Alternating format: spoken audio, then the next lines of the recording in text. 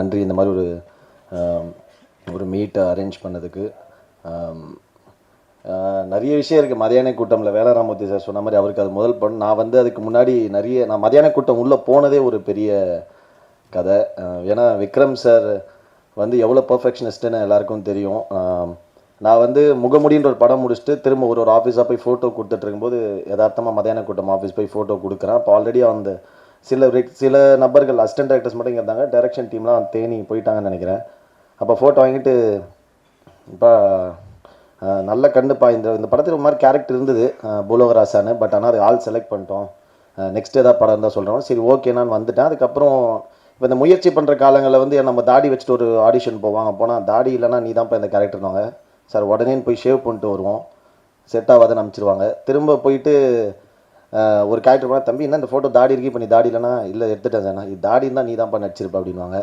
So அந்த மாதிரி இருக்கும்போது ஒரு கதையில் வந்து நான் திடீர்னு ஷேவ் பண்ணுனாங்க. நிறைய தாடி வச்சுருந்தேன். அப்போ வந்து இந்த மதியான கூட்டம் முடிச்சுட்டு வந்தோடனே நீ தாடி இருக்கும் போது மட்டும் எங்களை ஒரு வார்த்தை கேளுப்பான்னு சொல்லி அனுப்பிச்சிருந்தாங்க. சரின்ட்டு நான் பைக்கில் போயிட்டுருக்கேன். ஒரு ஆஃபீஸில் போனால் நீங்கள் ஷேவ் பண்ணணும்பா, உடனே ஒரு லுக் டெஸ்ட் பண்ணணும் அப்படின்னா வேறு ஒரு படத்துக்கு. அப்போ உடனே நான் ஃபோன் பண்ணி சக்தி அண்ணா அப்புறம் விரும்மாண்டி அண்ணா 2 பேர்கிட்ட தான் நான் பேசுவேன். தொடர்ந்து டச்சில் இருந்தானே என்னண்ணா அந்த ரோல் இருக்குமாண்ணே அப்படின்னு. அப்போ பேசும்போது சொன்னார், கலை அநேகமாக நீங்கள் தாடி எடுத்துருங்க, தேவைப்படாது, நம்ம அடுத்த படம் பார்த்துக்கலாம்னு சொல்லி அனுப்பிச்சிட்டாங்க. சரி நான் ஓகேனான்னு சொல்லிட்டு நான் போயிட்டுருக்கேன் தாடி எடுக்கிறது. உடனே திரும்ப கால் வந்து நான் பைக்கில் இறங்கிட்டு ஃபோன் எடுத்து பார்த்தா 4-5 மிஸ் கால் வந்து சொல்லுங்கண்ணா அப்படின்னா தாடி எடுத்துட்டிங்களாண்ணா. இல்லைண்ணா எடுத்துடாதீங்க, உடனே கிளம்பி வாங்கண்ணா. தோணை ஒரு 10 நிமிஷம் ஆஃபீஸர். இல்லை தேனி கிளம்பி வாங்க அப்படின்னாங்க. இல்லை எதுக்குண்ணா, இல்லை நீங்கள் வாங்க நாங்கள் சொல்கிறோம். அப்புறம் நைட்டாக நான் தேனிக்கு போனேன். ஸோ தப்பு நான் ஜென்ரலாக போய்ட்டு டீ குடிக்கிற அந்த கடையில் போய்ட்டு அந்த சேட்டா கிட்ட காசை வாங்கிட்டு தான் போனேன். பஸ்ஸுக்கு போய் அங்கே இறங்கினேன். நான் என் கேரக்டருக்காக ஆல்ரெடி நடிக்க வந்த ஒருத்தர் அன்றைக்கி ஊருக்கு கிளம்புறாரு. ஸோ நான் அந்த கேரக்டர் நடிக்கிறதுக்கு அவ்வளோ வந்து ஒரு தேடுதல் இருந்துகிட்டே இருந்திருக்கு. நிறைய பேர் வந்துட்டு போயிருக்காங்க. ஏதோ சூழ்நிலையால் ஒரு நடிக்க இருந்தவர் வந்து நடிக்க முடியாமல் போச்சு. அப்போது இந்த கேரக்டருக்காக யாரெல்லாம் ஆடிஷன் பண்ணோம் அப்படின்ட்டு ஒருத்தராக பார்க்கும்போது அதில் நான் அன்றைக்கி போய் நான் வந்து 5வது ஆளோ 6வது ஆளோன்னு நினைக்கிறேன். போனால் இறங்கினேன். அப்புறம் விக்ரம் சார் வந்தார். விக்ரம் சார் பார்க்குற பார்வையே கொஞ்சம் பயமாக இருக்கும். நான் எனக்கு தெரிஞ்ச அது மதியான கூட்டங்கள் அதிகமாக திட்டுவாங்கிறது நானாக தான் இருப்பேன். ஏன்னா பர்ஃபார்மன்ஸ்க்காக டேக் போகிறத விட அந்த ஸ்லாங்க்காக எப்பப்பா பூலோகராசா மெட்ராஸுக்கு போனார் அப்படின்வார். அது மாதிரி நிறைய ஸ்லாங்க்காக டேக் போயிட்டே இருக்கும். அதே மாதிரி பூலோகராசா தான் நான் சக்தியான கிட்ட சொல்லிட்டு இருந்தேன், பூலோகராசான்னு சொன்னாலே நான் பதட்டமாவேன் அந்த படத்தில். பட் ஆனால் எனக்கு ஒரு ஆக்டராக என்னை மோல்ட் பண்ணது எனக்கு மதியான கூட்டம் ரொம்ப ரொம்ப முக்கியமான ஒரு படம். ஏன்னா வந்து நான் உண்மையாகவே சென்னையை விட்டு வெளில போனதே கிடையாது. நான் வந்து ஃபுல் அண்ட் ஃபுல் ப்ராப்பர் சென்னையிலே வளர்ந்த பையன், பிறந்து வளர்ந்தது. அப்பா திருவெற்றியூர், அம்மா மீஞ்சூர். ஸோ இங்கே இருந்து அப்போ தான் நான் ஃபஸ்ட் டைம் ஒரு ஊரை விட்டு வெளில போயிட்டு இந்த மாதிரி. அப்போ முன்னாடி சின்ன கேரக்டர்ஸ்க்கு அர்ஜுன் கதன் ஒரு படத்துக்கு மதுரை போயிட்டு ஒரு 10 நாள் அந்த மாதிரி போயிட்டு வந்து ஒரு ரொம்ப நாள் போய் நான் வெளியூரில் தங்கின படமே மதியான கூட்டம் தான். ஒரே வீட்டில் வேறு தங்கியிருந்தப்போ கதிர் எல்லாருமே நாங்கள் வந்து ஒரு வீடு எடுத்து தனியாக ஒரு 15-16 பேர் தங்கியிருப்போம். ஸோ எனக்கு எல்லாமே புதுசாக இருந்தது. அந்த கல்ச்சர், அந்த கேரக்டர்ஸ், அந்த லைஃபு. நாங்கள் விஜயகுமார்லாம் ஒருத்தருப்பா அவன் கூட பைக்கில் போயிட்டே இருப்பேன். அவனுக்கே ஒரு நாளைக்கு எனக்கு தெரிஞ்சு 1500-2000 தான் சம்பளம். திடீர்னு ஒரு நாள் வரும், பைக்கில் போயிட்டு விசேஷ வீடு எதுப்பா அப்படின்வான். அந்த 3வது 4வது வீடுன்னா போவான். நோட்டு வாங்கி வாங்கினா ஒரு 10,000 சம்பளத்தையும் எழுதும். யோ என்ன மொத்தமாக எழுத யார் வீடு தெரியாதுப்பா, சொந்தக்காரங்க, ஸோ விசேஷம் வச்சுருக்காங்க எழுதணும் அப்படின்வான். அதாவது தான் சம்பாரிச்ச அவர் சம்பளமே கம்மி தான், தான் சம்பாரிச்ச மொத்தத்தையும் எழுதிட்டு அங்கே போய் அவர் மொய்யா அதை எழுதிட்டு வர்றாரு. அதெல்லாம் எனக்கு ரொம்ப புதுசாக இருந்தது. அவங்க அந்த ரிலேஷன்ஷிப்பை அந்த இதை வந்து வேல்யூ பண்ணுற அந்த படத்துலையுமே நாங்கள் ஃபஸ்ட்டு அந்த டெத்து சீன் தான் ஆரம்பித்தோம். அந்த டெத்து வந்து எவ்வளோ டீட்டெயில்டாக பண்ணுறாங்க அப்படின்றதுலாம் பயங்கரமான ஒரு லேர்னிங்காக இருந்தது. ஒரு ஆக்டராக என்னை மோல்ட் பண்ணிக்கிறதுக்கு விக்ரம் சாரோட ஒரு விஷயம், ஒரு சீனுக்கும் ஒரு 3 ஆப்ஷன் 4 ஆப்ஷன் நடித்து காட்டுவார். டயலாக், ஸ்லாங் எப்படி இருக்கணும், அந்த வாக் எப்படி இருக்கணும், லுக் எப்படி இருக்கணும், எல்லாமே அவர் பண்ணி காட்டுவார். நான் வேலராமூர்த்தி சார் எல்லாம் நாங்கள் உட்காந்து ரொம்ப நேரம் பேசிகிட்டே இருப்போம். அவரோட அப்போ வேலராமூர்த்தி சாரோட கதைகள் அவரோட லைஃப்பில் நடந்த விஷயங்கள்லாம் சொல்லும்போது பயங்கர இன்ஸ்பைரிங்காகவும் பயங்கர எக்ஸ்பீரியன்ஸாக வந்தது. Thank you sir. அம்மா கதிர், அதுக்கப்புறம் எல்லாருமே தங்கச்சி கேட்டுறாது. அந்த ஊர்லேயே நாங்கள் வந்து மதியான கூட்டம் ஷூட்டே வந்து ஒரு ப்ராப்பர் ஃபிலிம் ஷூட் அந்த மாதிரி இருக்காது. ஒரு இந்த கொரில்லா கேம் கான்செப்ட் மாதிரி ஒரு ஹிடன் கேமரா மாதிரி அப்படி வச்சுட்டு அந்தந்த கேரக்டரை பர்ஃபார்ம் பண்ண விட்டு அது ரொம்ப ஃப்ரீயாக ஸ்பேஸ் கொடுத்து, பட் ஆனால் ரொம்ப பர்ஃபெக்டாக அது வந்து எத்தனை டேக் பண்ணாலும் அது வரணுன்றதுக்காக பயங்கரமாக தான் நினச்ச ஒரு விஷயம் அந்த ஃப்ரேமில் வந்துணுன்றதுக்காக 200% வந்து விக்ரம் சார் ஃபைட் பண்ணிட்டே இருப்பார். அதில் எனக்கு தெரிஞ்சு ரொம்ப சந்தோஷமான விஷயம் நான் மதியான கூட்டமில் ஒரு சின்ன பார்ட்டாக இருந்தேன்றது. சக்தி அண்ணன், இளவரசண்ணன், இந்த விருமாண்டி அண்ணன், இந்த மாதிரி அந்த ஒரு படமே எனக்கு ஒரு பெரிய சினிமாவில், ஏன்னா நம்ம ஒரு சின்ன ஸ்பேஸ் கிடைக்குமா, ஒரு டைலாக் பேசிட முடியுமான்னு சுற்றிட்டு இருந்த காலத்தில் நமக்கு அந்த மாதிரி ஒரு கேரக்டர் அமைஞ்சது வந்து ஒரு ரொம்ப சூப்பரான விஷயம். கட் பண்ணிட்டு உடனே அப்படியே வந்தால் இங்கே வந்து, ஏன்னா நான் மதியான கூட்டம் பண்ணிட்டு இங்கே வரேன், இங்கே வந்தால் மெட்ராஸ்னு ஒரு படம், அப்படியே மெட்ராஸ் ஸ்லாங். நான் மதியான கூட்டம் லுக்கில் தான் மெட்ராஸ் லுக் டெஸ்ட்டே பண்ணேன், மொட்டை அடிச்சுட்டு. ஸோ அப்போ முடிஞ்சோடனே மெட்ராஸ் முடிச்சு. ஸோ இந்த மாதிரி ஒரு மதுரை, ஒரு தேனி மாவட்டத்திலேருந்து அந்த மாதிரி ஒரு கல்ச்சரில் வந்த ஒரு படமும், மெட்ராஸ் மாதிரி அந்த படமும் உடனே எனக்கு ஒரு நல்ல பேர் கொடுத்து 2 படமும். ஸோ அதனால் லைஃப்பில் நான் விக்ரம் சாருக்கு வந்து நான் இந்த சினிமாவில் இருக்கிற வரையும், உயிரோடு இருக்கிற வரையும் அந்த நன்றி எனக்கு இருக்கும். Thank you Vikram sir. கண்டிப்பாக நிறைய எக்ஸ்பீரியன்ஸ் இருக்குது மதியான கூட்டமில், இன்னும் வரவங்க நிறைய சொல்லுவாங்க. எப்போவுமே ஒரு சினிமான்றது வந்து எத்தனை வருஷம் ஆனாலும் அதை கண்டிப்பாக அது இருக்கும், அந்த படைப்பு வந்து என்றைக்குமே அழியாது. ஸோ அதுக்கு ஒரு எக்ஸாம்பிள் தான் இது. இப்போ விக்ரம் சார் நம்மளோட இல்லைனாலுமே மதியான கூட்டம்ன்ற படம் இன்னும் ஒரு 100-200 வருஷம் ஆனாலும் இங்கே ஒரு லைப்ரரி மாதிரி அந்த படம் நியூ ஃபிலிம் மேக்கர்ஸ்க்கு ஒரு எப்படி ஒரு ஸ்டோரி டெல்லிங் வந்து எவ்வளோ இன்ட்ரெஸ்டிங்காக பண்ணும், ஒரு ஸ்க்ரீன் ப்ளே, ஒரு டெத்தில் ஒரு படம் ஆரம்பித்து ஒரு பல ஸ்க்ரீன் ப்ளே பல இடங்கள் போய்ட்டு திரும்ப அந்த டெத்லேயே அந்த இன்ட்ரோல் பிளாக் வரும், அதெல்லாம் பயங்கர ஃபேசினேட்டிங்காக இருக்கும். ஸோ தேங்க்யூ எவ்ரி ஒன், ரொம்ப சந்தோஷம், நன்றி.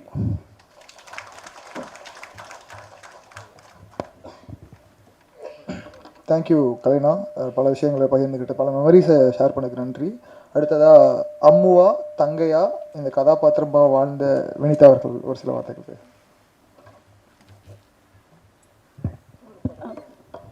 இங்கே வருகை தந்திருக்கும் அனைவருக்கும் மாலை வணக்கத்தோட நன்றியை தெரிவிச்சுக்கிறேன். இந்த படம் வந்து எனக்கு லைஃப்பில் ஒரு பெரிய பேர் வாங்கி கொடுத்த படம். மதுரை சைடெல்லாம் போனால் உங்கள் சாங் இல்லாமல் இங்கே கல்யாணம் நடக்கிறதில்ல அப்படின்லாம் சொல்லும்போது ஒரு மாதிரி பூரிப்பாக இருக்கும். சாரோட ஒர்க் பண்ணது வந்து ஒரு பெரிய எக்ஸ்பீரியன்ஸாக இருந்தது. சார் ஒரு பேட்டியில் சொல்லியிருந்தாங்க, இந்த படத்தில் வந்து எனக்கு ஒரு சோப்படவா கூட கிடைக்கல அப்படின்னு ரொம்ப ஆதங்கமாக சொல்லியிருந்தாரு. ஆனால் இன்றைக்கி இந்த புத்தகம் மூலிமா இனிமேல் வரக்கூடிய கலைஞர்களுக்கு எல்லாருக்கும் ஒரு அடித்தளம் போட்டு போயிருக்காரு அப்படின்னு நினைக்கும்போது ரொம்ப ரொம்ப ரொம்ப பெருமையாகவும் சந்தோஷமாகவும் இருக்குது. கண்டிப்பாக சாரோட ஆத்மா வந்து சாந்தி அடையும். எங்கள் படத்தோட பாடலில் ஒரு லைன் வரும், மதியான கூட்டத்துக்கு மரியாதை செலுத்துகிறோம். உண்மையாகவே இந்த மதியான கூட்டத்துக்கு மரியாதை செலுத்துறதுக்காக இவ்வளோ பேர் வந்தது நினைக்கவும் ரொம்ப சந்தோஷமாக இருக்குது. அம்மா நாங்கள் எல்லாம் இருக்கோம், நீங்கள் ஒன்றும் கவலைப்படாதீங்க. வாய்ப்பளித்த எல்லாருக்கும் ரொம்ப நன்றி. தேங்க்யூ. தேங்க்யூ. அடுத்ததாக இவரோட அறிமுகம், அது மட்டும் இல்லை, இவரோட படங்கள் ஒரு தமிழ் சினிமாவில் நியூ ஜென் ஆக்டர்ஸ் அடுத்த தலைமுறை உருவாகிறதுக்கு இந்த படம் இவருக்கு ஒரு முத்தாய்ப்பு அமைஞ்சு நினைக்கிறேன். ஏன்னா எடுக்கிற படங்கள் இல்லாமல் கதையின் நாயகனாகவும் மக்களின் மண் உணர்வு சார்ந்த கதாபாத்திரமும் ஆளக்கூடிய பார்த்திபனாக இருந்த கதிர் அவர்களை நினைவுகளை பகிர்ந்து கொள்ள அழைக்கிறேன்.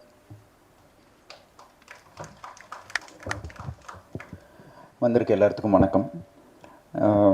மேம் சொன்ன மாதிரி அந்த ஏவி தான் அது ஒரு ஒரு ஒரு அந்த மெமரியை ட்ரிகர் பண்ண ஒரு விஷயமா இருக்குது. எனக்கு வந்து இங்கே எல்லாத்துக்குமே சினிமாவை பற்றின நாலேஜும் அறிவும் அந்த கதை எப்படி வரப்போகுது அப்படிங்கிற எல்லாமே எனக்கு அவங்களுக்கு தெரியும். பட் ஆனால் எந்த இதுவுமே எனக்கு தெரியாது. ஃபஸ்ட்டு விக்ரம் சார் இதுன்னு மீட் பண்ணோம். இது வரைக்கும் எனக்கு சொல்லப்போனால் படம் பார்க்குறப்ப தான் இதோட கதையே எனக்கு தெரியுமோ இல்லையே, மற்றபடி அதுக்கு முன்னாடி ஒரு புக் ஒன்று கொடுத்தாரு.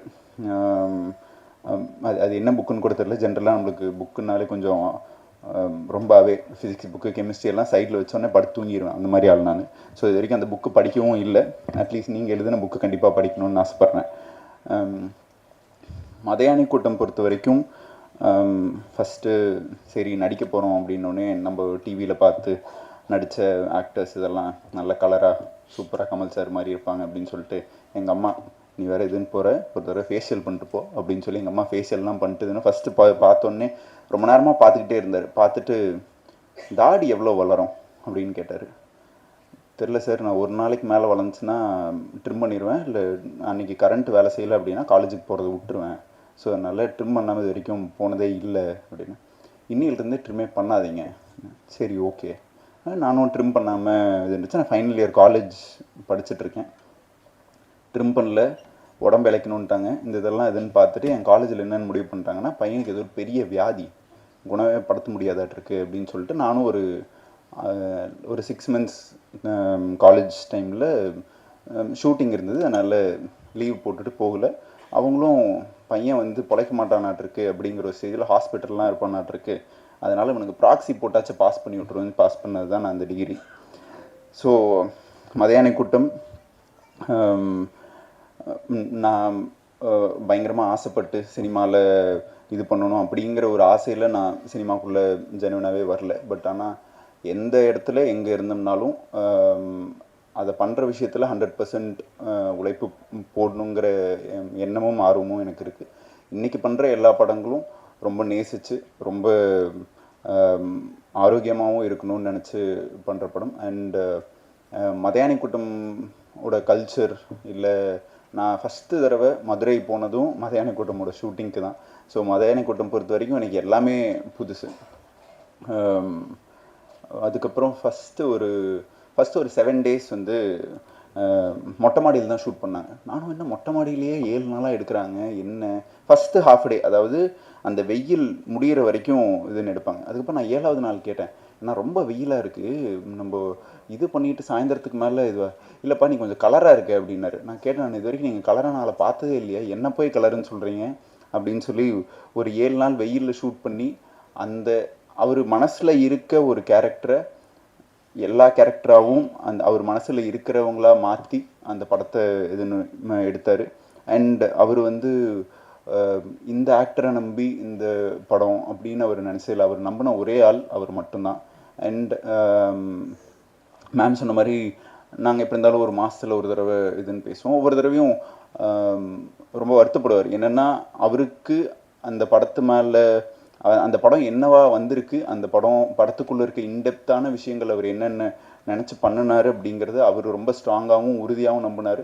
அதை எல்லாருமே புரிஞ்சுக்கலையோ அப்படிங்கிற ஒரு வருத்தம் அவருக்கு எப்பவுமே இருந்துச்சு. பட் ஆனால் இன்றைக்கி ஒரு சண்டே இன்னைக்கு எல்லாருமே வந்து அவர் மறந்ததுக்கப்புறமும் ஒரு புத்தக வெளியீட்டு விழாவுக்கு நீங்கள் வந்து கலந்துக்கிட்டதில் ரொம்ப ரொம்ப சந்தோஷம். ஏன்னா அவர் வந்து காசு பணம் இவ்வளோ சம்பாரிச்சு அப்படிங்கிற மாதிரிலாம் இது வரைக்கும் ஒரு நாள் கூட பேசினதே இல்லை. அவருக்கு தெரிஞ்சது சினிமா அண்ட் அதுக்கு பின்னாடி இருக்க உழைப்பு, அவருக்கு உண்டான ஒரு ரெக்கக்னிஷன். அவர் ஒரு படம் பண்ணார், அதை வந்து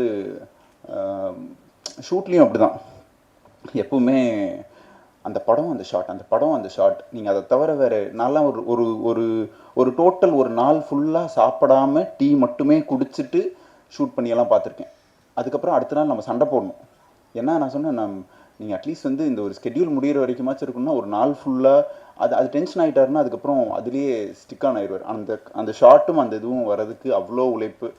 அண்டு மதியானை கூட்டம் அப்படின்னு ஒரு டைட்டில் இதுன்னு சொன்னேன். நான் எங்கள் மாமாட்ட போய் சொல்கிறேன், மதியானை கூட்டம்னு ஒரு டைட்டில் அப்படின்னு.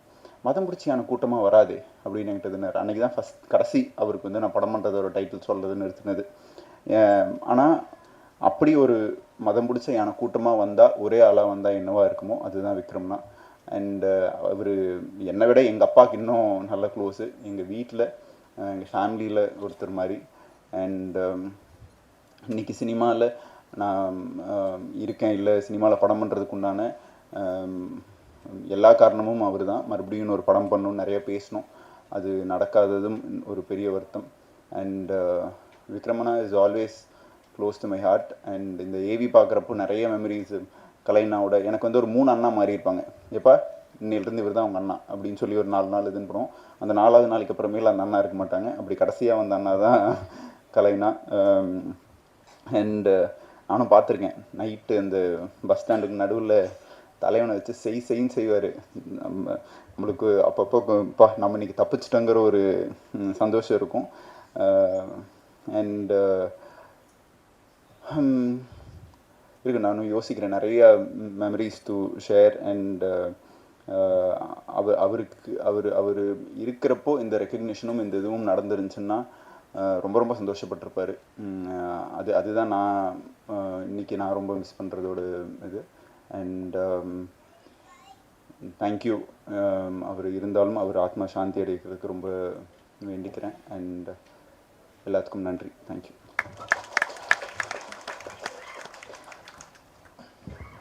Thank you brother. சொன்ன மாதிரி தொடர்ந்து நல்ல படைப்புகளில் உங்களை பார்க்கும்போது சந்தோஷமாக இருக்குது. நினைவுகளை பகிர்ந்து கொண்டமைக்கு நன்றி. அடுத்ததாக சினிமாவில் ஒரு டெக்னிக் சொல்லுவாங்க, 4th wall பிரேக்கிங் அப்படின்ற ஒரு டெக்னிக். இவர் பேசும்போதும் இவரோட கருத்தியல் சித்தாந்தமும் 4th wall பிரேக்கிங்காக தான் இருந்திருக்கு. ஸோ டிரெக்டர் ஆக்டர் திரு கரு பழனியப்பன் அவர்களை பேசுவதற்கு அழைக்கிறேன்.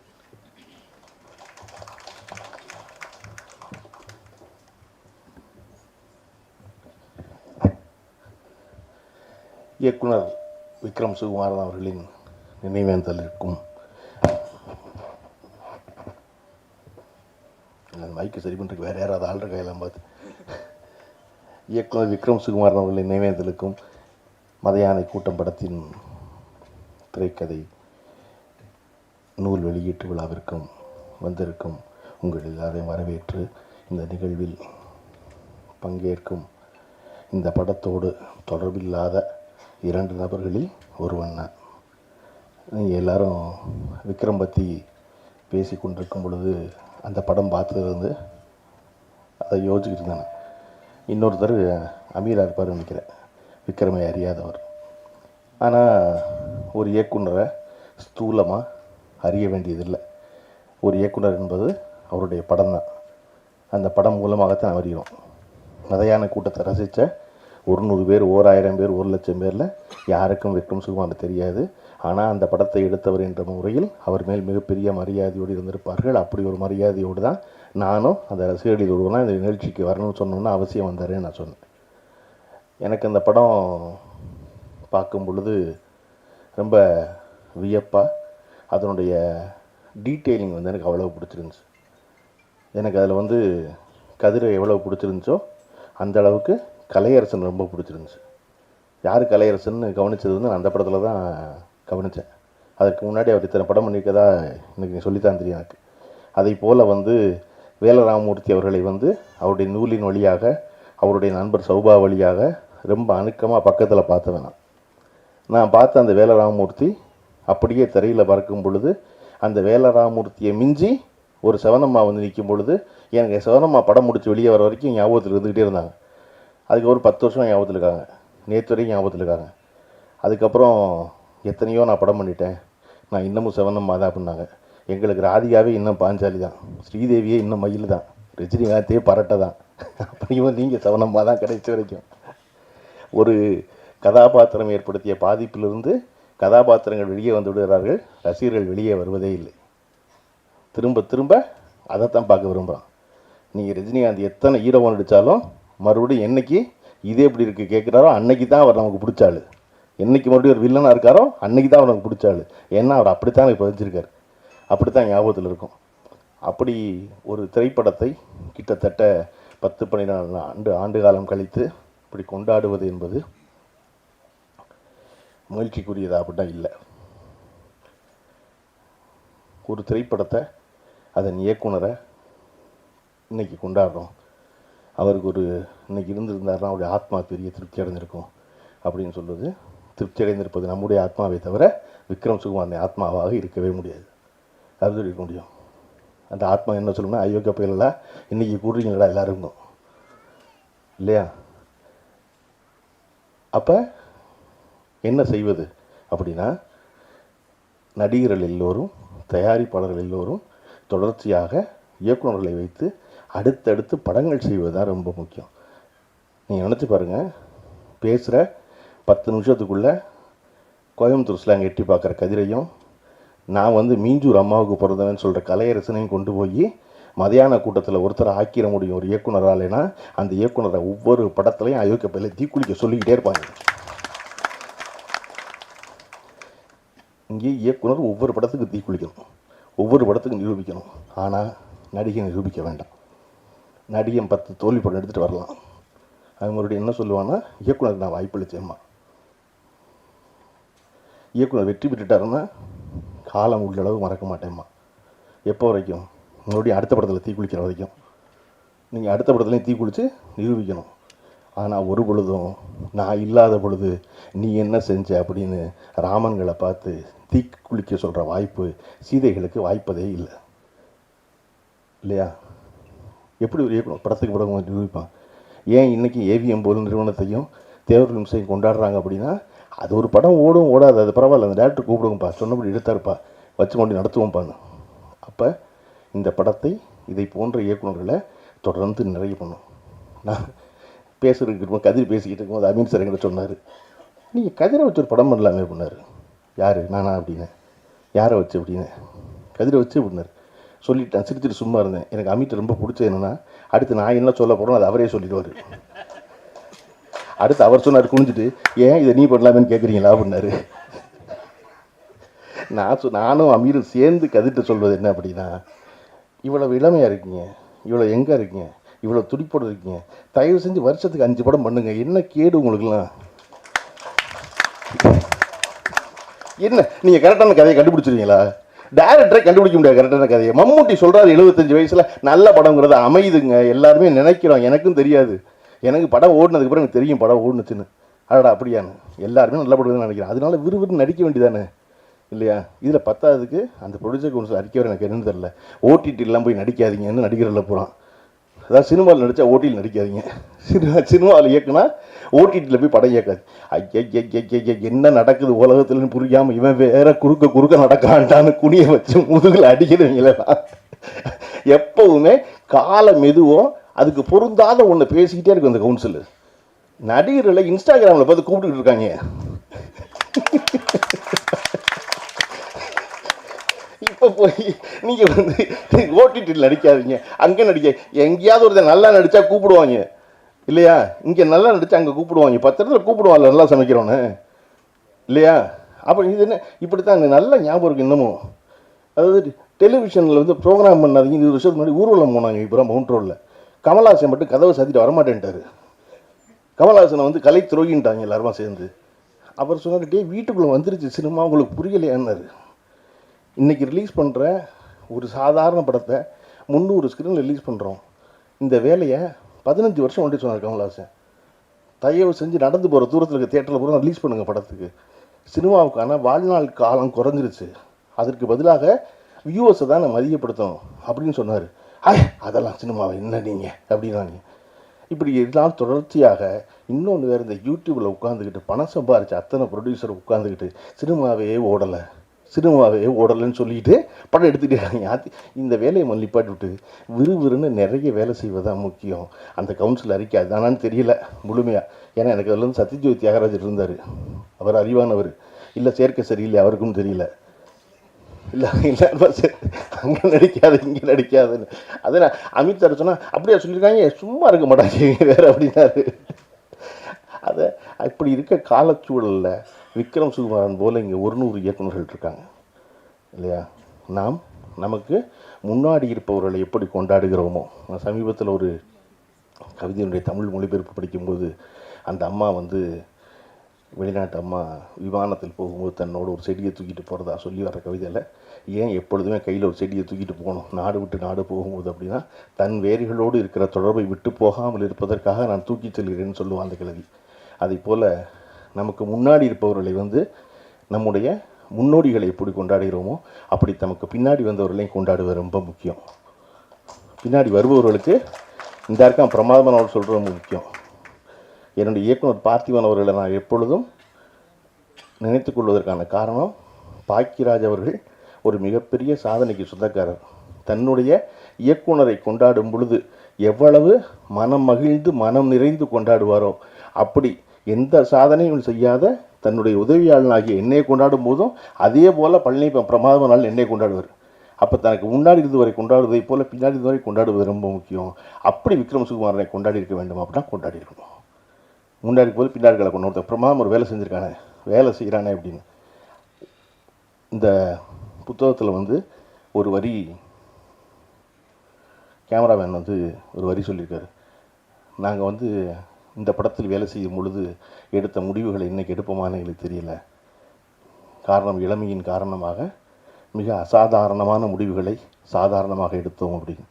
விக்ரம் சுகுமாரன் இருந்திருந்தால் இன்றைக்கும் அதே அசாதாரணமான முடிவுகளை சாதாரணமாக எடுத்தோம். அப்படி எவர் ஒருவர் தன்னுடைய துறைகளில் எடுக்கிறார்களோ அவர்கள் தான் நிலைத்து நிற்கிறார்கள். அதுக்கு வந்து வயது இளமை அதெல்லாம் காரணம் கிடையாது. அடுத்தடுத்து தொடர்ச்சியாக அந்த முடிவுகள் எடுக்கணும்.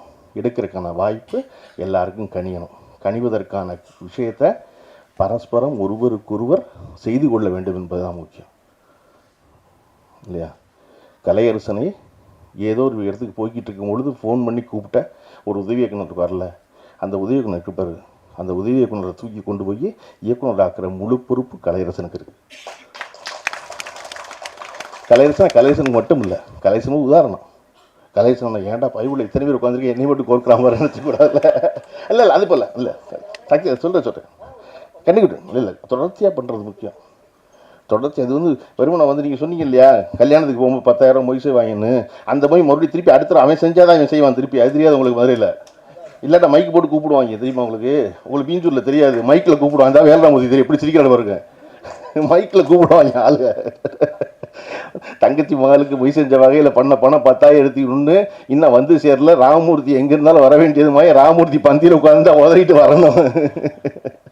அந்த மாதிரி பதிலுக்கு பதில் செய்வது இல்லாமல் செய்வது இயல்பாக ஒருவர் தாங்கி பிடிப்பது என்பது இருக்கு இல்லையா. இன்னைக்கு வந்து சிவனம்மான்னு ஒன்று தெரிஞ்ச உடனே இத்தனை இயக்குநர்களை கொண்டாடுவதை சொல்லி மகிழ்கிறார்கள் அந்த அம்மா. அப்போ ஒரு இடத்துல தெரிஞ்சிட்டா போதும், அந்த மாதிரி ஒரு தடவை செஞ்சுட்டா போதும், அது தொடர்ந்து செய்ய வேண்டியது இருக்கிறது. இதை ஏன் என்னாலேயோ அமீராலேயோ ஒரு மேடையில் உட்காந்து அவனை வச்சு நீ படம்னு சிரிச்சிக்க முடியுதுன்னா, நாங்கள் வந்து அமீர் வந்து கமலஹாசன் ரசிகன், நான் ரஜினிகாந்த் ரசிகன். ஆனால் 2 பேருக்கு பிடிச்ச ஒரு வருஷம் என்னென்னா 2 கை 2 கால் இல்லாட்டினாலும் இந்த காலி பொழைச்சிக்குவான் சார், இந்த காலி கெட்ட பயசாருன்னு நினச்சி இருந்தேன் வைக்கேன். மகேந்திரன் சார்கிட்ட சொல்லி நான் மகிழ்ந்துருக்கேன். எப்படி சார் அப்படி ஒரு வருஷம் எழுதுறீங்க அப்படின்னு. அது நம்ம தானே அப்படிம்பாரு. அடிக்கொருள் அது நம்ம தானே அப்படிம்பாரு. அதை போல் நாம் தொடர்ச்சியாக வலுவோடு இருப்பது என்பது எல்லாராலும் இருக்க முடியாது, எல்லாரையும் எதிர்த்து பேச முடியாது. சினிமாவில் ஏன் இவ்வளோ அழுத்தத்துக்கு ஆளாகிறான், ஏன் இவ்வளோ ஸ்ட்ரெஸ்ஃபுல்லாக இருக்குது சினிமா லைஃபு, ஏன் இவ்வளோ ஒழுக்கக்கேடான செயல்களுக்கு தன்னை தளர்த்தும், அது தன்னை ரிலாக்ஸ் பண்ணணும் நம்பி வேறு காரியங்கள் செய்ய ஆரம்பிக்கிறா அப்படின்னா ஒன்றத்தையுமே சொல்ல முடியல. எவன் வாய்ப்பு கொடுப்பான், எவனை நாளைக்கு கும்பிட வேண்டியிருக்கும், எந்த காரை திறக்க வேண்டியது தெரியாததுனால மனசுக்குள்ளே வச்சுக்க வேண்டியது, எல்லாத்தையும் மனசுக்குள்ளே வச்சுக்க வேண்டியது இல்லைங்கும்போது ஒரு அழுத்தமும் இல்லை. என்ன செய்ய போகிறோம், நம்ம போய் நிம்மதியாக தூங்க போகிறோம், அவன் தூங்காமல் இருக்க போகிறான். நான் அடிக்கடி சொல்லுவேன், நம்ம மனசுக்குள்ளே நினைக்கிறத பேசாமல் போயிட்டோம்னா போய் நம்ம தூங்காமல் இருப்போம் ராத்திரி, அவன் நிம்மதியாக தூங்குவான். நம்ம நினச்சதை பேசிட்டோம்னா அவன் போய் தூங்காமல் இருக்க போகிறான், நம்ம போய் நிம்மதியாக தூங்க போகிறோம். அப்போ நமக்கு பிபி வராது, நமக்கு ஹார்ட் பிளாக் கிடையாது, நமக்கு ஒன்றுமில்ல. நம்ம பாட்டுக்கு அடுத்த நாள் புத்தகத்தை படிச்சுட்டு வேலராமூர்த்தியவோ பிரபஞ்சனையோ படித்து விட்டு நம்ம பாட்டுக்கு பேசாமல் இருக்கலாம் இல்லையா.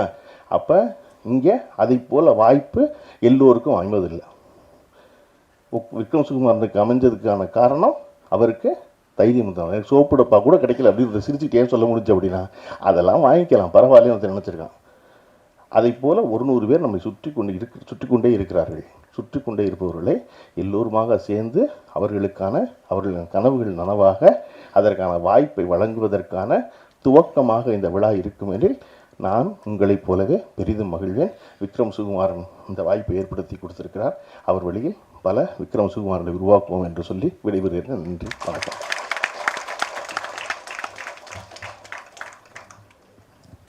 வாழ்த்துறை வழங்கியமைக்கு நன்றி சார். நீங்கள் சொன்ன மாதிரியே அந்த 4th வால் பிரேக்கிங் உங்கள் பேச்சாற்றல் இருந்தது. இந்த நேரத்தில் ஒரு முக்கியமான விஷயத்தை பகிர்ந்துக்கணும்னு நினைக்கிறேன். புத்தகங்கள் படங்களாக மாறினதை பார்த்துருக்கோம். வெகு சில படங்கள் மட்டும்தான் படங்கள்லேருந்து புத்தகங்களாக மாறுது. இதற்கு முக்கியமாக காரணமாக இருந்த இந்த படத்துக்கு ப்ரொடியூசராக இருந்த ஜிவி பிரகாஷ் அவர்களுக்கு இயக்குனர் விக்ரம் சுகுமார் அவர் குடும்பத்து சார்பாக நன்றி தெரிவிச்சுக்க வேண்டிய நேரம் இது. ஏன்னா அன்னைக்கு அந்த ப்ரொடியூசர் அந்த யங் ஏஜில் அந்த டெசிஷன் எடுக்கலை அப்படின்னா இன்னைக்கு இப்படி ஒரு படைப்பு, இன்னைக்கு ஒரு புத்தகம், இப்படி ஒரு பெரிய விழா எதுவுமே நடந்திருக்காது. இந்த நேரத்தில் ஜிவி பிரகாஷ் அவர்களுக்கு, ப்ரொடியூசர் ஜிவி பிரகாஷ் அவர்களுக்கு மிகப்பெரிய நன்றி. அடுத்ததாக இவரை பற்றி பேசணும் அப்படின்னா இன்னைக்கு அவரால் வர முடியல, அதுக்கும் சாரி. இவரோட படமும் சரி, இவரோட படைப்பாற்றலும் சரி, இவரும் சரி, நிழலும் நிஜமும் பேசக்கூடிய ஒரே விஷயம் நேர்மையும் அறமும். அப்படியான மனிதர், நேர்மையும் அறமும் அழகு அமீர் அழகு அவர்களை பேச அழைக்கிறேன். வாழ்த்துறை வழங்க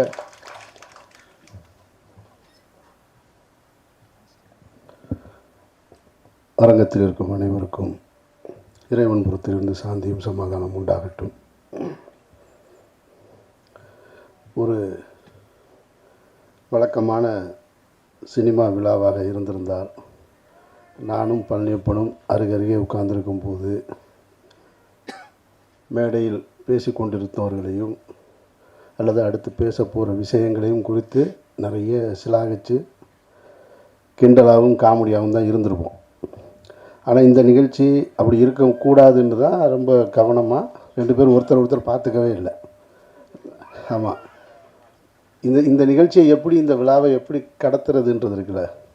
விக்ரம் சுகுமார் என்ற படைப்பாளியுடைய அந்த படத்துக்கு கிடைத்த வெற்றியை பற்றி பேசுவதா, அல்லது அப்படி ஒரு படைப்பை கொடுத்த அந்த படைப்பாளி நம்மோடு இல்லைன்ற வருத்தத்தை தெரிவிச்சுக்கிறதான்றது அதே மீறி ஒரு 2 தடவை பேசிட்டோம். அது எங்களால் கட்டுப்படுத்த முடியலை. ஆனால் இந்த அரங்கம் அமைதியாக இருந்து கொண்டு இருக்கும் பொழுது விக்ரம் சுகுமார் அவர்களை இழந்து வாடக்கூடிய அந்த தாயாரும் சிரித்து மகிழக்கூடிய ஒரு பேச்சை வந்து கருப்பண்ணப்பன் கொடுத்துட்டு போயிட்டார். அந்த நிகழ்ச்சியுடைய மூடையே மாற்றியிருக்காரு. வாழ்த்துக்கள். நன்றி கரு. மேடையில் என்னை அழைக்கும்போது நண்பரை பற்றி பேசுவதற்கு அப்படின்னு சொன்னாங்க. உண்மையில் விக்ரம் சுகுமார் எனக்கு நண்பர் கிடையாது. அவரை அதிகம் அறிமுகமும் கிடையாது. அபிராமி தேட்டரில் தான், சென்னை அபிராமி தேட்டரில் தான் அவருடைய படம் பார்த்தேன். அவர் படம் பார்க்கும்போது படம் துவங்கினதுக்கு பின்னாடி போய் உட்காந்து நான் படம் பார்த்தேன். அந்த திரையரங்கில் அன்றைக்கி படம் பார்த்துட்டு இருந்ததில் பெரும்பான்மையான ஆடியன்ஸ் வந்து ஏதோ கல்யாணத்துக்கு வந்த ஆடியன்ஸ்ன்னு நினைக்கிறேன். எல்லாம் மதுரைக்காரங்க. படம் முடிஞ்சு லைட்டு போட்டவுடனே தான் என்னை பார்த்தாங்க. என்னை பார்த்த உடனேயே பூரா எல்லாமே அந்த மதுரை, உசிலம்பட்டி, தேனி எல்லாம் இந்த பக்கம் இருக்கிற அந்த பகுதி மக்கள் அவங்க என்ன பார்த்த உடனேயே அவங்க அண்ணேன்னு வந்து வேகமாக கட்டி பிடிச்சிட்டு அவங்க சொன்ன வார்த்தை இன்னும் எனக்கு நினைவு இருக்குது. அண்ணே, உங்கள் படத்தில் எதையெல்லாம் நீங்கள் விட்டுருந்தீங்களோ அதை பூரா தம்பி வச்சு செஞ்சுட்டானே படத்தில். இதுதான் அந்த வார்த்தை, வச்சு செஞ்சுட்டாங்க. எனக்கு அப்பவும் விக்ரம் சுகுமாரன் யாருன்னு தெரியாது. அந்த படத்தோட இயக்குனர்னு தான் தெரியும். இப்போ படம் பார்த்ததுக்கு பின்னால் தான் எனக்கு அவர் பாலுமேந்திராவோட ஸ்டூடெண்ட்டு, வெற்றிமாறனுடைய அசிஸ்டண்ட்ன்ற விவரங்கள் எல்லாம் தெரிஞ்சுக்கக்கூடிய வாய்ப்பு இருந்தது. அந்த படத்தில் ரொம்ப முக்கியமான விஷயமாக நான் கருதுறது என்னென்னா, ஒரு இளவில் தான் படம் தொடங்கும். கர்மாத்தூர் முனுசாமியை பற்றிய பாடல்களோடு தொடங்கி அந்த ஜெயக்கொடி தேவருடைய மரணத்தில் அதில் தானே தொடங்கும். படம் முடியும் போதும் ஒரு இளவில் தான் முடியும். ஒரு இயக்குனருடைய சிந்தனையை நான் பார்க்குறேன். இப்போ நான் கூட திருவிழாவில் தொடங்கி இளவில் முடிச்சிருப்பேன். பருத்தி வீரனில் ஒருபடி மேலே போகிறார் விக்ரம் சுகுமாரன். இளவில் தான் தொடங்குறாரு, இளவில் தான் முடிக்கிறாரு படத்தை. அப்போது ஒரு இயக்குனர் எப்படா இப்படி சிந்திக்க முடியுது அப்படின்னா, உண்மையிலேயே அந்த மண்ணோடு வாழ்ந்த அந்த மக்களை நேசித்த ஒரு உண்மையான படைப்பாளியால் தான் இப்படிலாம் சிந்திக்க முடியும். அப்படி ஒரு படைப்பாளியாக விக்ரம் சுகுமாரன் வாழ்ந்திருக்காருன்றது தான் இந்த படத்தின் மூலமாக நம்ம தெரிஞ்சுக்கிறது. அதுக்கப்புறமா விக்ரம் சுகுமாரனை நான் பார்த்ததுக்கான சூழல் வந்து கருவுக்கு நினைவு இருக்குமான்னு தெரில. நம்ம ஜனாவுடைய மரணத்தில் அங்கே வந்து உட்கார்ந்துருந்தார், இயக்குனர் ஜனநாதனுடைய மரணத்தில். அதுக்கு பின்னால் விக்ரம் சுகுமாரன் நான் எங்கே பார்த்தேன்னா, என்னுடைய தாயாருடைய மரணம் மதுரையில் நிகழுது. நான் வந்து சவுதியில் மக்காவில் இருக்கேன். நான் ஒரு நாள் தாமதமாக தான் வந்தேன். நான் அங்கேருந்து வந்து சேரும்பொழுது அந்த இடத்துல என்னுடைய தாயார் மரணத்தில் நடிகர் அருள்தாஸோட என் கூட வந்து பின்னாடி உட்காந்துருந்தார். அப்போ அருள்தாஸ் தான் கூப்பிட்டு விக்ரம் உட்காந்துருக்காப்புலன்னு. இப்படி நான் பார்த்த இடங்கள் பூரா விக்ரம் சுகுமாரனை இப்படி தான் பார்த்துருக்கேன். நான் அதிகம் பேசி பழக்கம் இல்லை. அப்படி இருக்கும்போது இந்த நிகழ்ச்சிக்கு கூப்பிட்ட உடனே வரணும்னு தோணுனதுக்கு காரணம் வந்து, ஒரு படைப்பாளி அவருடைய சாதனைகளை, அடுத்தடுத்த சாதனைகளை தொடர்வதற்கு முன்னாலே இந்த மண்ணை விட்டு மறைஞ்சிட்டார். ஆனாலும் அவருடைய நண்பர்கள், கார்த்திக் நினைக்கிறேன், அவர் தான் என்னை வந்து சந்தித்தது. அவருடைய படைப்பை ஒரு புத்தகமாக போடுறது அப்படின்ட்டு இருக்கு இல்லையா, இந்த முயற்சி, அந்த முயற்சிக்கு நம்ம ஒரு ஒரு சின்ன பங்களிப்பு போய் செய்வோமே அப்படின்னு தான். அதான் ஊர்லேருந்து இந்த நிகழ்ச்சிக்காக தான் மதுரையிலேருந்து வந்தேன். நான் ரம்ஜான் நேரம் இங்கே இருக்கேன். நான் அதில் இங்கே வந்து பேசியவர்கள் எல்லோரையும் பார்க்கும் பொழுது, இங்கே இருக்கக்கூடிய மேடையில் இருக்கக்கூடிய அத்தனை பேரும் எனக்கு வந்து, இவர்களோடு உதயகுமார் எனக்கு பல வருஷமாக தெரியும். ஆனால் உதயகுமாரோட நேரடியாக வேலை செய்யலை. கலையரசனை எனக்கு தெரியும். ஆனால் கலையரசனோட 2 முறை படம் நடிக்க வாய்ப்பு வந்து நடிக்கலை. கதிரையும் தெரியும், வாய்ப்பு இல்லை. அண்ணன் வேலராமமூர்த்தி, அவரையும் எனக்கு ரொம்ப, இவங்க எல்லாமே மனதுக்கு நெருக்கமானவங்களாக இருக்காங்க. இதில் ஒரே ஒருத்தவங்க தப்பிச்சிட்டாங்க, விஜயமா மட்டும். அவங்களும் எனக்கு ரொம்ப நாள் தூரமாக தான் இருந்தாங்க, அந்த செவனம்மாவும். அவங்களோட இப்போ ஒரு படம் நடிச்சிருக்கேன் நான். அதனால் அவங்க ரொம்ப எனக்கு நெருக்கமாயிட்டாங்க. மற்றபடி இந்த படத்தை பற்றி சொல்லும்போது இந்த படத்துக்கு தேசிய விருது கிடைக்கல அப்படின்னு சொன்னாங்க. உண்மைதான். விருதுகள் இங்கே கொடுக்கப்படுவதில்லை, விற்கப்படுகிறதுன்னு பல முறை நான் சொல்லிக்கிட்டே இருக்கேன். நான் நியாயமாக கொடுத்துருக்கணும், இயக்குனருக்கு கொடுத்துருக்கணும். இந்த படத்துக்கு ஒரு தேசிய விருது நடிகர்களுக்குன்னு கொடுத்து 4 பேர்த்துக்கு பிரித்து கொடுத்துருக்கணும். அண்ணன் வேல ராமமூர்த்தி கொடுத்துருக்கணும், செவனம்மா கொடுத்துருக்கணும், கலையரசனை கொடுத்துருக்கணும், கதிர். யாருமே எங்கேயுமே சோட போகாதது. இந்த படத்தை பார்த்துவிட்டு இந்த படம் பற்றிய ஒரே ஒரு கருத்தை மட்டும் நான் பதிவு பண்ணேன். அந்த கிளைமேக்ஸ் மட்டும் எனக்கு அப்போது உடன்பாடு இல்லை அப்படின்னு சொல்லி நண்பர்களோடு நான் பதிவு பண்ணேன். அதுக்கு காரணம் அவருடைய எழுத்தில் இருந்த குறையாக நான் பார்க்கலை. அது வேறு ஒரு கருத்தை பதிவு பண்ணுது. ஏன்னா அந்த சமூகத்தோடு சின்ன வயசுலேருந்து நான் நிறைய தொடர்போடு வளர்ந்தவன். நான் மதுரை யானைக்கல், எனக்கு பக்கத்தில் செல்லூர், இந்த பக்கம் தைக்கால் தெரு, எல்லாமே கல்லர் சமூகம்தான். அப்புறம் நான் ஸ்கூல் படித்தது நாமலபுரக்கோட்டை, நடுமுதலைக்குளம், கருமாத்தூர், உசிலம்பட்டி, எல்லாமே எனக்கு ரொம்ப பழக்கம். அதனால் அந்த ஒரு இடம் எனக்கு நெருடலாக இருந்தது அப்போது. அது ஒன்றும் கடந்தாச்சு, அது புத்தகமாயிடுச்சு, பாடமாயிடுச்சு. அண்ணன் திருநாகர் சொன்ன மாதிரி அமெரிக்காவில் பாடமாக இருக்குது. இப்போ போய் அதை சொல்லி என்ன செய்ய? இந்த விருதுகள் கொடுக்கப்படலைன்னாலும், அது கொடுத்துருந்தாலும் 1 வருஷம் கொடுத்துருப்பாங்க, அது மறந்துருக்கும். ஆனால் காலமும் நிலைத்து நிற்கிறது மாதிரியான புத்தகமாக வந்திருக்கிறது என்பது விக்ரம் சுகுமாரனுக்கு கிடைக்க பெருமையாக நான் நினைக்கிறேன். பெருமையாக நினைக்கிறேன். எல்லா மனிதர்களுமே பிறந்துக்கிறோம், வாழ்கிறோம், ஒரு நாளைக்கு போகத்தான் போகிறோம். சிலர் மட்டும்தான் அடையாளமாக இருக்காங்க, சிலர் மட்டும்தான் அவங்களுடைய மனதில் நினச்சிக்கிறாங்க, சிலர் மட்டும்தான் நன்றியோடு இருக்காங்க. அந்த நன்றியின் உச்சகட்டமாக தான் அண்ணன் வேல ராமமூர்த்தி பேசின அந்த வார்த்தை. 70களில் தன்னுடைய அப்பா, அதற்கு பின்னால் தாயார், அதற்கு பின்னால் விக்ரம் சுகுமார்னு தன்னுடைய தாய்க்கும் தந்தைக்கும் இணையாக ஒரு இயக்குனரை வச்சு பார்க்கக்கூடிய அந்த பண்பு இருக்கு இல்லையா, அது எத்தனை பேருக்கு வாய்க்கும்? அப்படி ஒரு பிள்ளையை நீங்கள் பெற்றிருக்கீங்கன்னு அந்த தாய் பெருமைப்படுவதை தவிர வேறு வழியே இல்லை. மற்ற எல்லா கலைஞர்களுமே அவரை பற்றி நிறைய நினைவு கூர்ந்திருக்காங்க.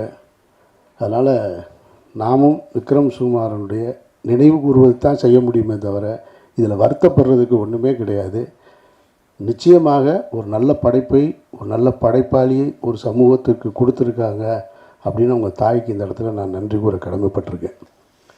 கூடுதலாக ஒரு தகவல் சொல்லணும்னா, அந்த நிகழ்ச்சி தொடங்குவதற்கு முன்னால் ஒரு 15 நிமிஷம் தான் இருக்கும். அண்ணன் வேல ராமமூர்த்தி ரொம்ப நெருக்கமாக ஒரு கதை ஒன்று சொல்கிறேன் கேட்டுருங்க அப்படின்ட்டு அந்த 15 நிமிஷத்துக்குள்ளே ஒரு கதை சொல்லிட்டார். அதுதான் ஒரு எழுத்தாளருடைய இது. 15 நிமிஷத்துக்குள்ளே அழகாக அதை காட்சிப்படுத்தி அது இப்படி போகும் அப்படி போகும்னு சொல்லிட்டார். அது சொல்லி நீங்கள் நடிக்கணும்னா அப்படின்னா, சரி நான் நடிக்கிறேன்னா ஒன்றும் பிரச்சனை இல்லைன்னு.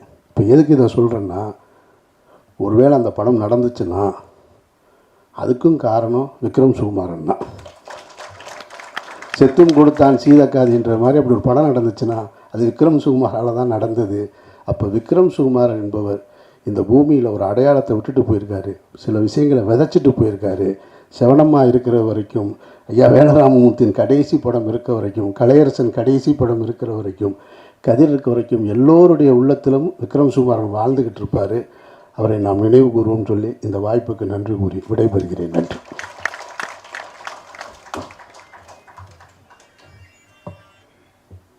வாழ்த்துறை வழங்கியமைக்கு நன்றி சார். Thank you so much. தாய் இல்லாமல் இந்த உலகே இல்லைன்னு சொல்லுவாங்க.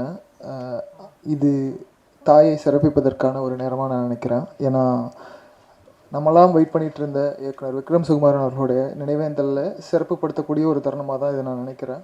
ஸோ இந்த புத்தகம் வெளியிடுவதற்கான நேரம் இது புத்தகம் வெளியிடுறத வாங்கிறதுக்காக இயக்குனர் விக்ரம் சுகுமாரன் அவர்களோட தாயார் சு மல்லிகா அவர்களை மேடைக்கு அன்போடு அழைக்கிறேன். ஒரு பெரிய கரகோஷம் கொடுத்தலாம்.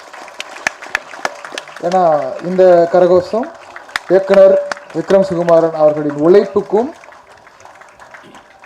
அவங்கள பெற்றெடுத்த தாய்க்கு கொடுக்கக்கூடிய அன்பும் மரியாதையாக நான் நினைக்கிறேன்.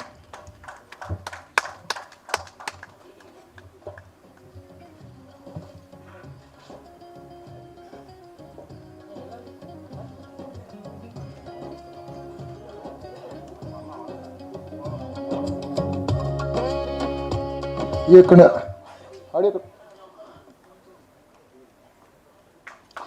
இயக்குனர் அமீர் மற்றும் இயக்குனர் கருவாழ்னியப்பன் மற்றும் ஒட்டுமொத்த மதியான கூட்டம் டீம் சேர்ந்து புத்தகங்களை வெளியிட அதை இயக்குனர் விக்ரம் சுகுமார் அவர்களின் தாயார் சு மல்லிகா அவர்கள் பெற்றுக்கொள்கிறார்.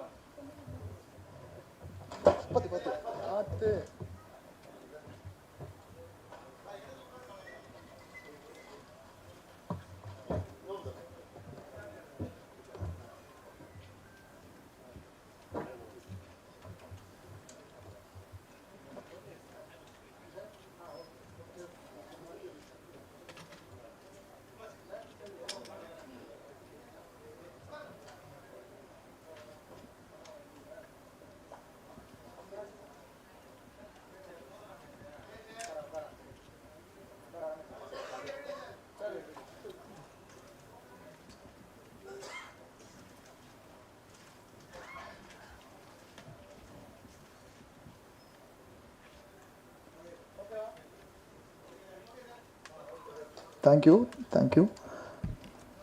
ஸோ மல்லிகாம்மா, நீங்கள் உங்கள் பையனை கலைக்கு தான் கொடுத்துருக்கீங்க. கலைக்கு பெற்றெடுத்த இத்தனை பிள்ளைகள், அதில் உங்கள் மகனும் ஒருத்தர். அவரோட பிள்ளைகள் தான் இவங்க கலைத்தாய் மாதிரி நீங்களும் கலைக்கு கொடுத்த ஒரு தாயாக தான் நான் பார்க்குறேன். ரொம்ப நன்றி மேம். Thank you so much. அப்படி புத்தகம் இல்லாமல் அப்படியே ஒரு ஃபோட்டோ எடுத்துடலாம் சார்.